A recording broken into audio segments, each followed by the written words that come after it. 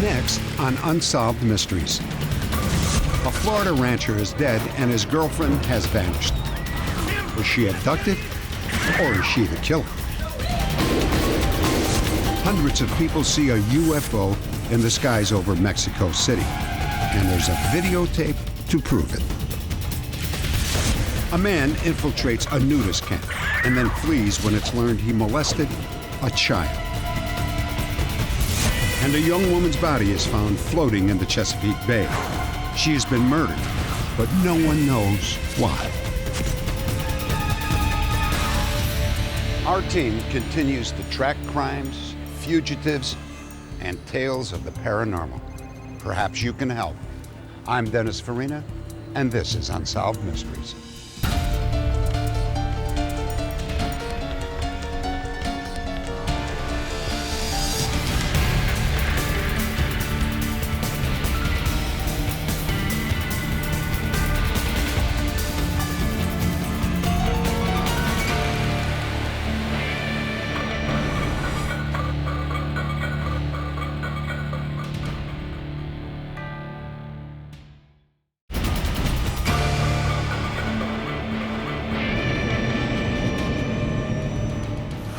Larry Costine was a Southern cowboy who took ranching seriously.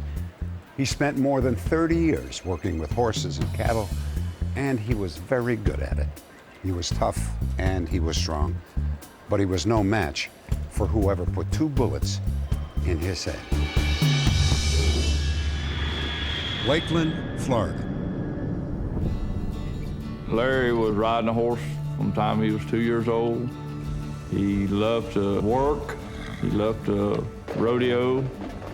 He wasn't the type of person to get into trouble. He stayed away from trouble. Of course, if it came along, he knew how to take care of himself. Larry's uncle Earlo was the barn manager for the local livestock auction. Hey, Earlo. Hi, Larry. Hey, how are you? How are you? All right. Hey, how many do you have? One of the employees there was Melissa Jo Sermons. Everybody called her Joe. Joe, I'm gonna run these up the office. Be back later. Okay, I'll see you later. Hey, you ain't said nothing to him about us, have you? Earlo Costine didn't know that Joe and Larry were seeing each other. No, I didn't They say kept the anything. relationship a secret because Joe had split up with her boyfriend, and Larry had just split up with his wife. Joe's ex-boyfriend wasn't taking the breakup well. Different occasions, I've caught him following her, watching her. He was very upset that she had left his house and he was having to live by himself again. He followed her continuously. Joe and my other daughter went to the store. He would follow them. Midnight, you'd see. We even caught him sneaking down under the kitchen window listening to their conversation one night. Welcome, ladies and gentlemen, to Sassu's Arena in Florida. On a Saturday night in May, Larry and Joe were in Dade City, Florida for the weekly rodeo. Larry was one of the local stars. His favorite event was team roping. That night, Joe stuck by Larry's side right up to the minute he and his partner were called into the box. Steer out of chute number 1 right.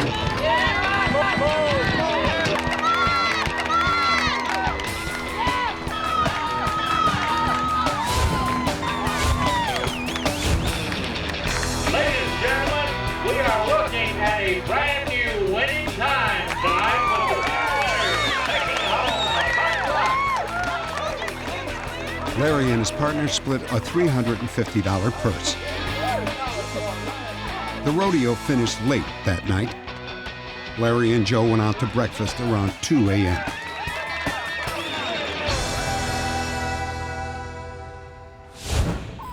It is believed they arrived back at his trailer around 4:15 Sunday morning. After that, no one knows exactly what happened. The next morning, Joe didn't show up for work. Earlo contacted the sheriff's department and drove with them to Larry's trailer.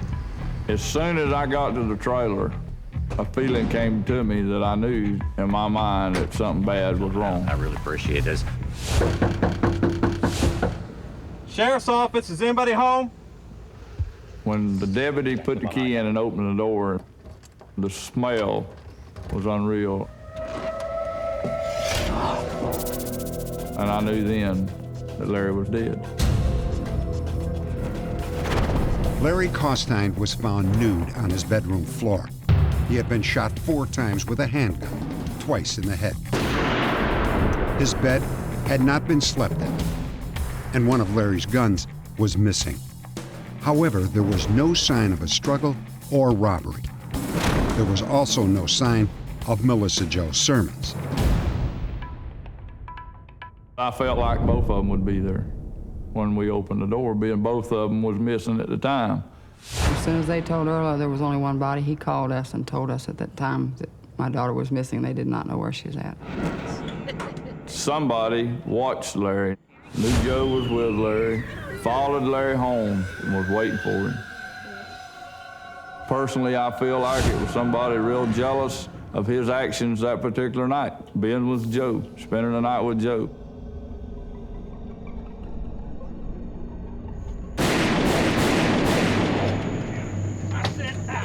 Didn't I tell you to stay away from him? I think Joe was probably taken at gunpoint and at a later time murdered. I think Joe's dead. The Polk County Sheriff's Department launched an all-out investigation. Joe's ex-boyfriend was the prime suspect. If we want to look at Joe's ex-boyfriend as a suspect in this case, I think that he would have probably committed the offense in a different situation. I don't think that it would have happened in the residence. I don't think he would have allowed Joe and Larry to spend time in the residence alone. And also the fact that, of course, there's no struggle. He was able to give us an alibi for his particular time and location when the actual murder occurred. I don't feel that the ex-boyfriend at this time has any involvement. I have no evidence to indicate that. Soon Joe herself became a suspect. Authorities believe she may be the only person who could have gotten close enough to Larry to kill him without a struggle. But why would she kill the man she loved? I think Larry could have made her mad. He can make anybody mad in a split second. He'll push and push and push until he does make you mad. They might have gotten in an argument and it led into one thing or another. I mean, she could have been joking, but it just led into something violent. Okay, go ahead and shoot me. Go ahead.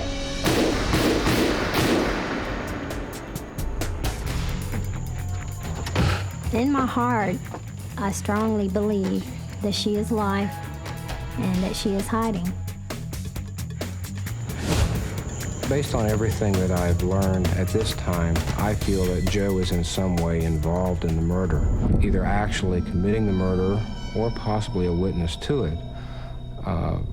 But she has some type of involvement and or knowledge about it. But most people believe Joe Sermons was a victim. I think her ex-boyfriend's kidnapped her. I would like to think she's still alive, but I really don't believe that they can hold her this long. I believe she's dead. I've come to terms with God. I just want him to help me settle this case, to find out who did it and let them pay the penalty that they should pay. Ever since the night Larry Costine was murdered, there have been sightings of Melissa Jo Sermons at truck stops in Florida, Texas, and Kansas. 2 witnesses have claimed they saw her behind the wheel of a big rig hauling livestock. The authorities believe the sightings are reliable. Earl Costine does not. I feel like by now she made a move to come back or see her mother and her sisters. I can't believe that anybody's ever really seen her. They've seen people that they thought maybe was her. Melissa Jo Sermons is 5 feet 10 inches tall, blonde and blue-eyed. When last seen, she weighed 175 pounds. If you have any information about this case, please log on to our website at unsolved.com.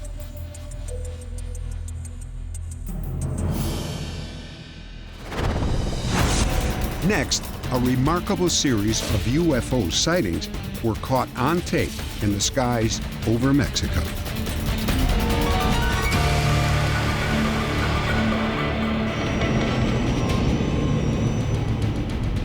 When thousands of people claim to have seen a UFO and hundreds provide videotape evidence, even non-believers have to wonder, do UFOs really exist? Mexico City, Mexico, July 11th, 1991. The last total eclipse of the sun of the century. Thousands of people stood in the streets of Mexico City as it plunged into total darkness in the middle of the day. A television executive named Guillermo Araguin was videotaping the eclipse when he noticed an unusual object overhead. When I saw it, I said, oh my God, this is a UFO, a real UFO. I mean, you can look at it, you can look the video and be absolutely convinced what are you looking at. 8 days after the eclipse, Jaime Maussan, a respected television journalist, presented the Araguin footage as part of a special UFO broadcast. The network was flooded with phone calls. The telephone lines blew up. I mean, 40,000 calls at the same time. Then the system was completely shut out. We received more than 15 videos, and we now know for sure that at least in 7 of them, we can see the same ship that was recorded by Guillermo Araguin. Eric Aguilar, a 19-year-old student at a university in Mexico, sent in one of the many videos. He was setting up to film the eclipse from a rooftop when his girlfriend spotted something unusual in the sky.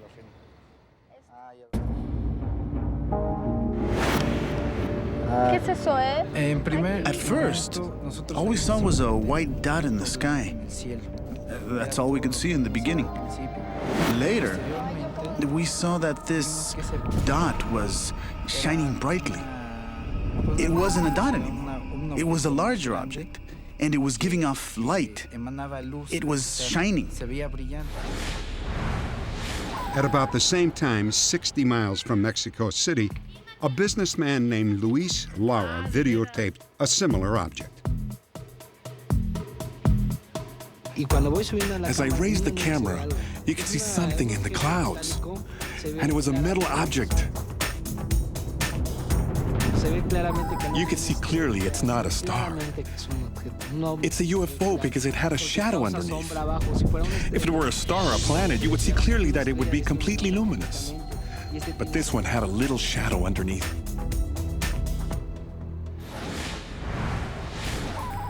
Another video was shot by the Breton family in Puebla, a city 80 miles east of Mexico City. In the magnified Breton video, you can see an odd, wave-like disturbance behind the pulsating disc, some kind of energy trail. Jaime Maussan enhanced the Araguin footage and compared it to the Breton tape. The objects were photographed nearly 100 miles apart, yet they were amazingly similar. The video from Puebla was absolutely identical to the one we had seen with Araguin in Mexico. It was for the first time in history. Never before you had a tape of 2 UFOs in 2 different places at exactly the same moment. But there was more. 2 months later, at a military air show in Mexico City, an engineer named Vicente Sanchez shot this video. I was following one of the planes and I saw a shiny dot in the camera. It didn't fly like a plane, it was undulating. I didn't know what it was, so I let the planes go off and I focused more on this shiny dot in the sky. What I saw was a bright, round object, about 10 meters in diameter. It was made of silver, was shining very brightly, and reflected the sunlight a lot. The object appeared, undulated, and moved around very quickly. A year later, the military air show was staged again. And again, witnesses saw a mysterious flying object. This time, the disc descended rapidly and vanished. It is now a year later at the same air show. Everyone anticipated another sighting. Sure enough, just as a squadron of helicopters flew by, the familiar metallic disc appeared. It was traveling against the wind, so much so that had it been a balloon, considering the force of the helicopter blades, it would have crashed. But no, it kept on its path very, very straight and steady till it got lost in the sky. Optical enhancement of this video seemed to reveal that the object crossed in close proximity to the helicopters. The military hasn't made any comment on that sighting or any sighting, and there are many more where we can relate the military or military planes to videos. However, we haven't had any kind of answer from them. Since the eclipse, there have been thousands of sightings throughout Mexico. The witnesses range from pilots to doctors to bus drivers and even school children. These drawings were made by a class of 5th graders who say that they saw the UFOs. The pictures are strikingly similar in detail. 3 shining lights with the brightest light in the center. The objects were silver with red. One of them was coming down, and the other one that you could see in the sky was silver. When they were a little lower, you could see the shape of the objects. They were like saucers with a dome. Everything silver. And though it was harder to see, there seemed to be a kind of reddish magnetic field all around it. We haven't found a single reason why these little kids made this story up. There were so many, and when you talk to them, you can feel the honesty that they transmit. They're just little kids. They don't care about the UFO conspiracy. They don't care about if they are real or not. They saw what they saw. Are the UFOs real?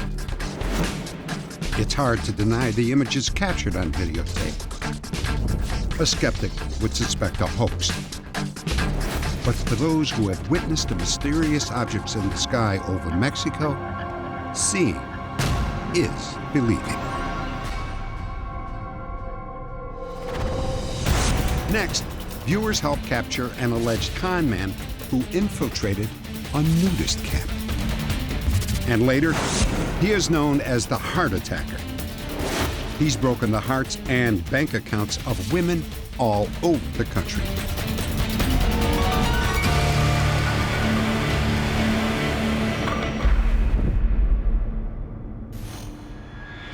Pearson, Florida. We recently told you the story of Rusty, a newcomer to the Sunny Sands nudist resort.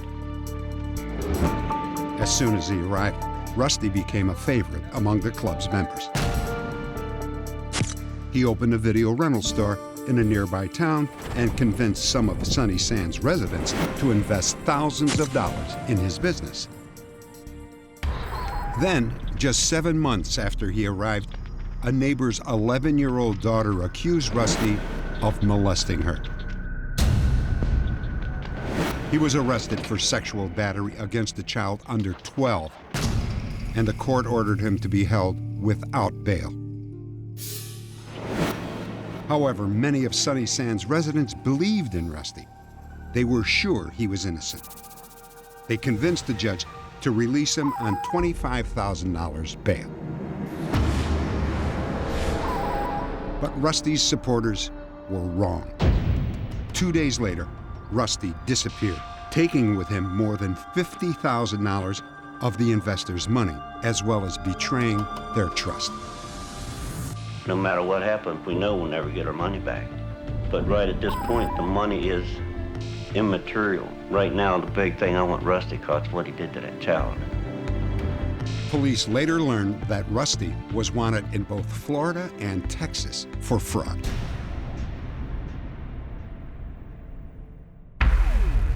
Update. Within minutes of our broadcast, several viewers from South Carolina called our telecenter to report that they recognized Rusty. His real name is Garland Russell. He was living under the assumed name of Ronald Edward Kent, one of 38 aliases he used over the years. Russell was arrested and ultimately convicted of sexual battery of a child under 12. He was sentenced to life in prison. Because his victim was so young, Russell is ineligible for parole. He will spend the rest of his days behind bars.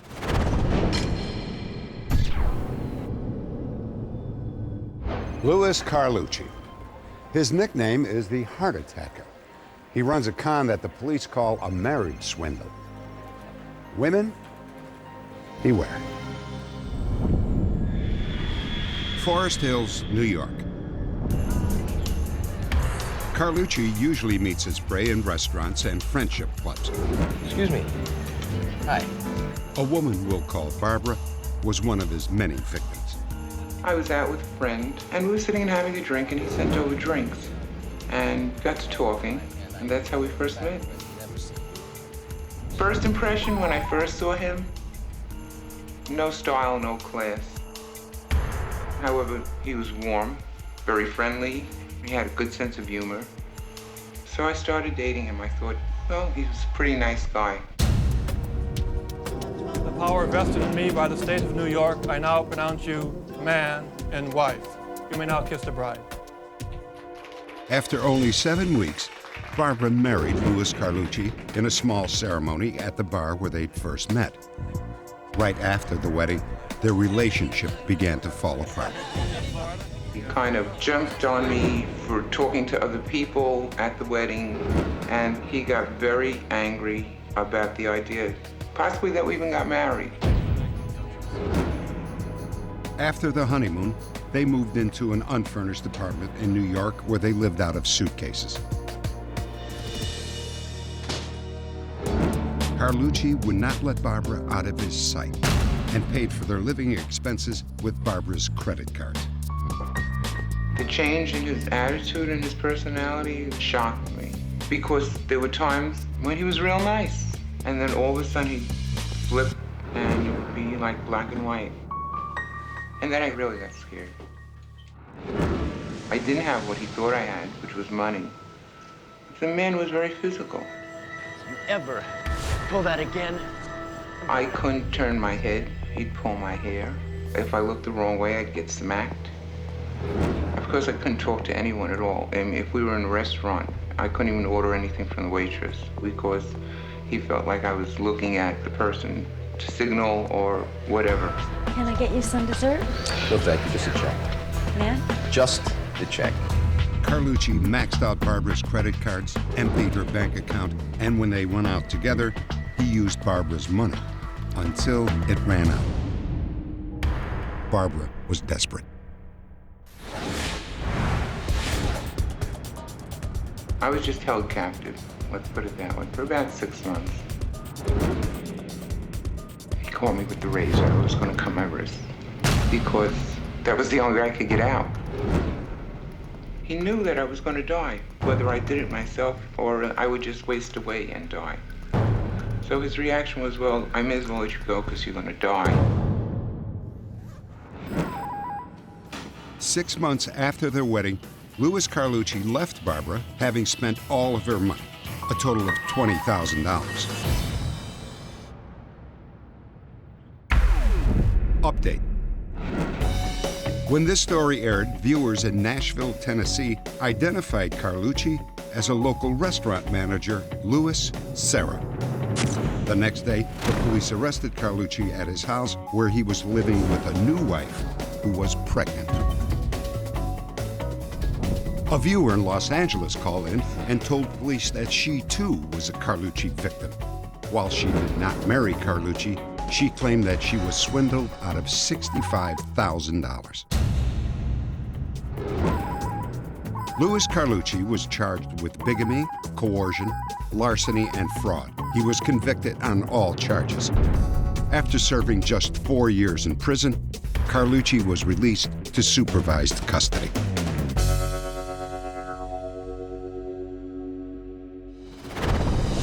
Next, when a young woman's body is found floating in the Chesapeake Bay, 2 former boyfriends emerge as suspects.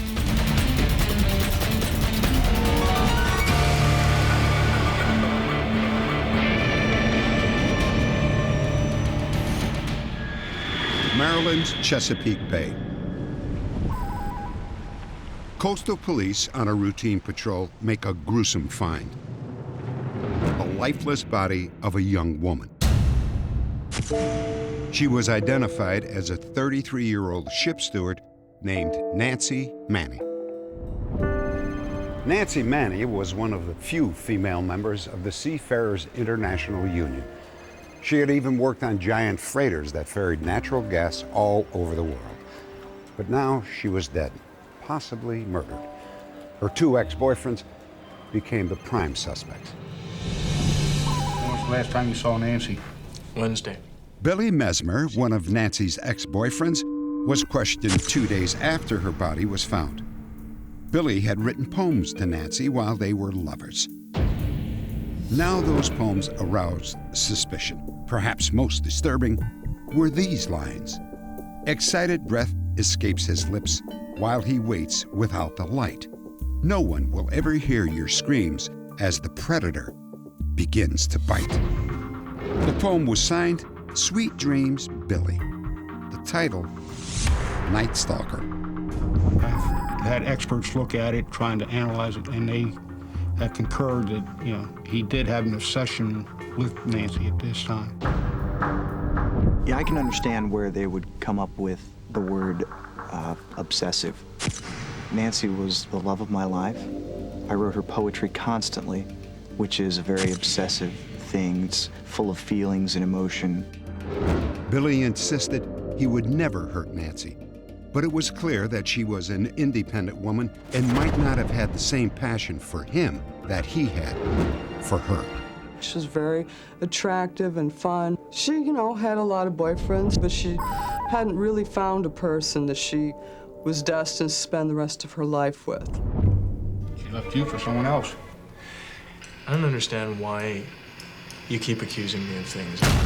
I really felt that the investigation was going in the wrong direction. They were crawling all over me with a microscope, and I was terribly frustrated that the person who actually did this was going to get away. She came by. Billy Mesmer had a plausible alibi and was cleared as a suspect, but not before he pointed the finger at certain members of the Seafarers International Union.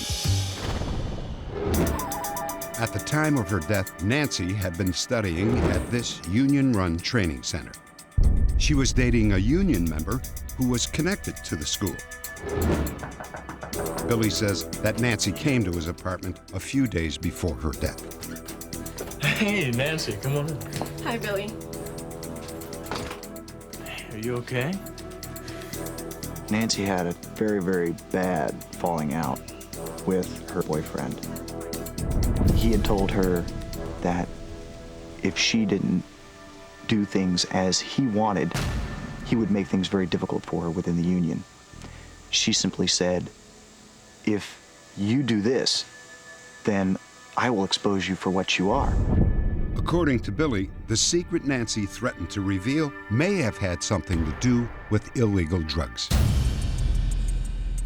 It's been rumored for years that certain members of the union have been involved in international drug trafficking. Not only that, but possible disappearances within the union and within the local community. I've had several people come clandestinely to me to report that they suspected illegal activity at the school was the cause of Nancy's death. And they fear for their lives or their jobs, which is why they don't want to be known. After her death, I had received some telephone calls from friends of hers that were also union members who had told us that they felt that her death was not accidental and that it was possibly linked with the union and with the school. For Nancy's sister Linda, the rumors seemed even more believable when she received Nancy's personal effects from the school. In going through Nancy's things, I had noticed that a lot of things were missing, particularly pictures of her union boyfriend and his family. And I know that she wouldn't have thrown them away. She would have kept those. There was more. Nancy's camera was empty and its internal mechanism jammed, as if someone had forcibly ripped out a roll of film. I feel that someone had tampered with her camera, and so that led me to be more suspicious that someone in the school had obviously entered her room. There are also suspicions about Nancy's final work assignment. Before entering the school, Nancy sailed on the SS Mayaquez, a ship which employed many union members. She died in August. In June, I got this letter from her when she was working on the SS Mayaquez. One paragraph says, "Things are so bad on this ship that I'm getting death threats now." And I let that go, and I regret it every day that I didn't demand to know who exactly said that and why and what exactly was said. Investigators also thought there could be a link between Nancy's death and the 1988 murder of a young woman named Elizabeth Greenberg. Like Nancy, Elizabeth had the same hair color, same eye color, and they were nearly identical in height and weight. Elizabeth was also a ship's steward and also a member of the Seafarers Union. Elizabeth even worked the same Indonesia to Japan trade route that Nancy would sail a few years later. Both women were attending the union's training school when they died, and both women were found floating in the Chesapeake Bay. It's eerie when you look at both cases, the similarities in their life and their lifestyles. As yet, we haven't found a common denominator between the two, boyfriends or close friends. But somewhere along the line, there's got to be a thread. I fear that Nancy's death is going to be simply written off as unsolved. And even though everyone in the county knows that something cloak and dagger is going on, they're terrified to talk about it. With the information that has been given to me on an anonymous basis over the past 2 years since Nancy's death, I'm beginning to fear for my own life. Update. More than 3 years after Nancy Manny's body was found in the Chesapeake Bay, police received an informant's tip that led to a surprising new development. A new suspect in the case, John David O'Meara. O'Meara was serving time in prison where he bragged to a fellow inmate that he killed a girl featured, as he said, on that show, Unsolved Mysteries. When first questioned, O'Meara said he met Nancy in a bar. He claimed that they had gone back to the ship where she worked and that she fell overboard. Later, O'Meara pleaded guilty to second-degree murder and was sentenced to an additional 18 years. He has since been released. Next, a vicious sexual predator abducts young girls and leaves them for dead.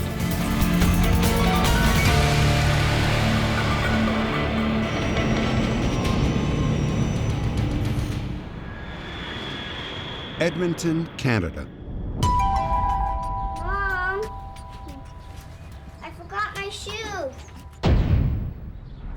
3-year-old Mandy lived with her aunt across the street from a park.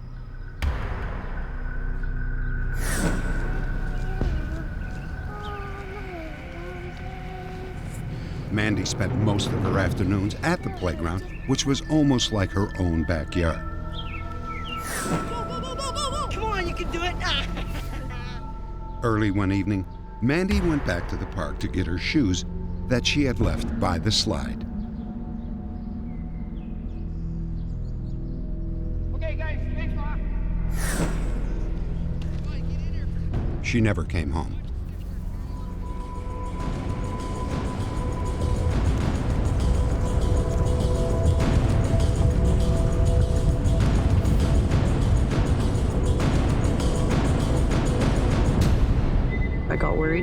out to go and find her.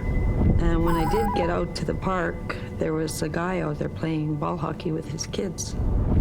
He said he had just seen Mandy about 5 minutes earlier getting her shoes, but he didn't see which way Mandy went. Mandy! Audrey searched the area for 2 solid hours. Finally, she called the police. They, too, came up empty-handed.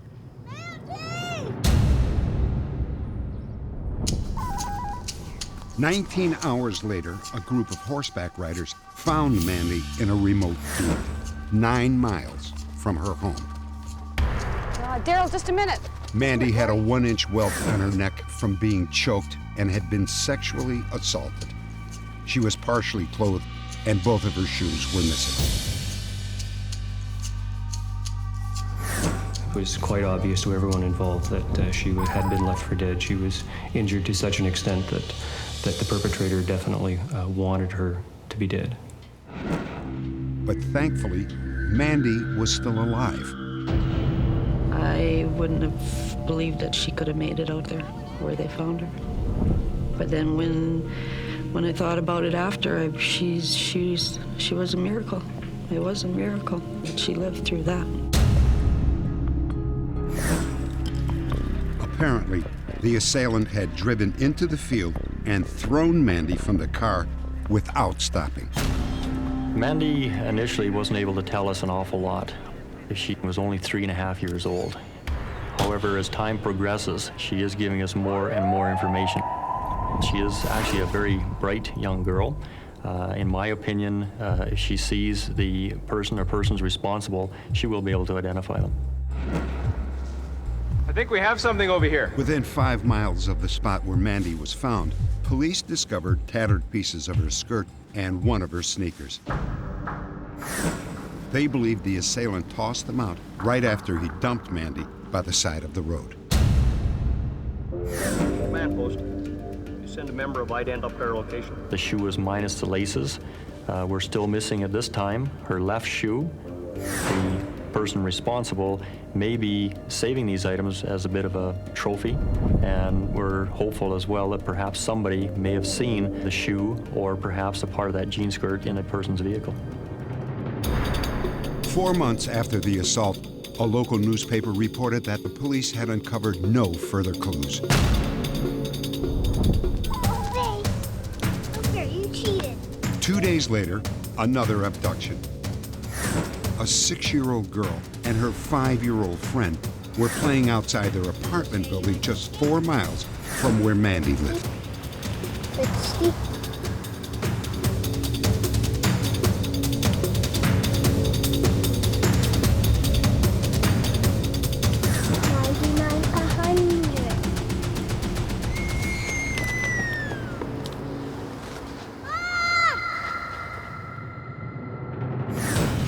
An 11-year-old boy saw a man getting into a blue van with a little girl. It was 6-year-old Corinne Gustafson, nicknamed Punky. The police immediately set up a command post and launched a widespread search. We was just feeling sick and worried what could have happened to her and what could you be doing to her. And if we ever find her. 2 days passed. Then, at a truck yard, a driver saw what he thought was a rag doll. It was Punky.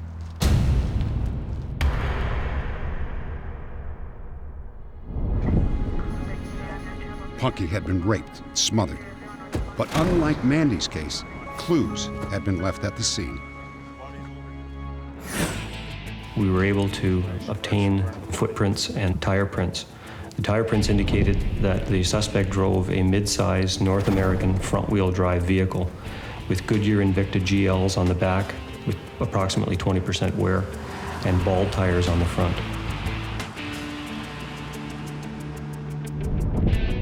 The footprints indicated that he wore a miter-type baseball cleat, size 5.5 to 7.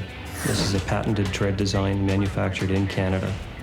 We were able to determine that Corinne was in fact killed at another location and dumped in the truck yard, much the same as what happened to Mandy, being dumped in the field.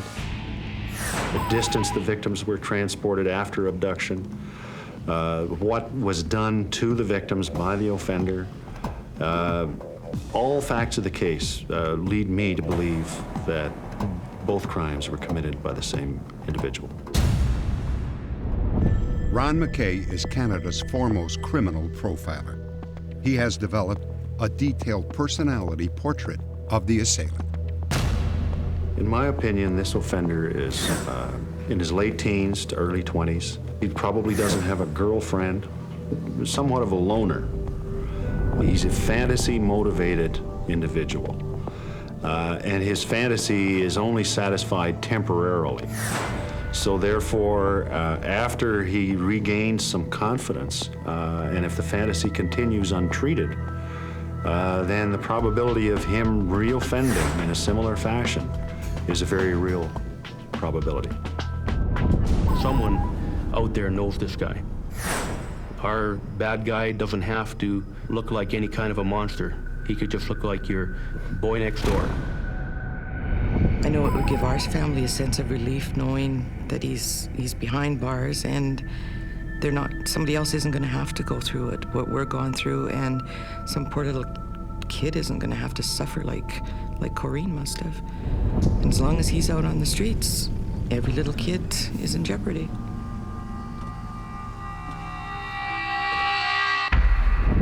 Update.